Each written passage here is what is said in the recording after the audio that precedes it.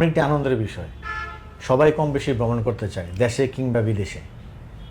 আজকে আমাদের সাথে আছেন তেমনই একজন ভ্রমণপ্রেমী মানুষ, পাশাপাশি উনি একজন businessman, mister Anisur Rahman. Right. কেমন আছেন? জি, আলহামদুলিল্লাহ, আল্লাহ তাআলার শুকরিয়া। ধন্যবাদ মিস্টার আনিসুর রহমান।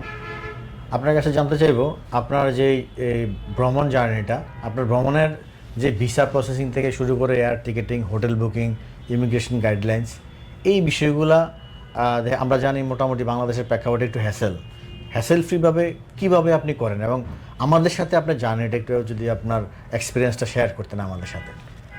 আসসালামু আলাইকুম। অ্যাকচুয়ালি আমার বিজনেস এবং পার্সোনাল অনেক সময় এনজয়ের কাজে আমি দেশের বাইরে অনেক সময় যাওয়া হয়। রিসেন্টলি আমি লাস্ট মান্থে চায়না থেকে ঘুরে আসছি। তো এই জিনিসটা আমি আমার ইপালের কাছ থেকে নিয়ে থাকি নর্মালি, বিকজ অফ আমি অনেক জায়গায় ঘোরাঘুরি করেছি। ঘোরাঘুরি করতে গিয়ে আমি যতটুকু টাইম কমিটমেন্ট, তাদের কোয়ালিটি, তাদের এনভায়রনমেন্ট, অফিস এনভায়রনমেন্ট জি, জি। এবং স্টাফ রেসপন্সিবিলিটি, জি, জি। এভরিথিং সো নাইস ইপালের থেকে পাওয়া যাচ্ছে। তো সেই জন্য আমি দ্বিতীয়টার কোনো অপশন আর খুঁজে পাই না। আমি জি। একটাকে একমাত্র অপশন হিসেবে কি নিয়েছি। ইনশাল্লাহ ভবিষ্যতে আশা করি তারা তাদের কমিটমেন্ট এবং কোয়ালিটি ঠিক রাখবে।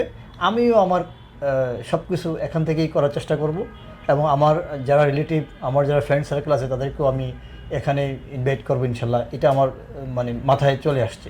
ধন্যবাদ আনিসুর রহমান সাহেবকে।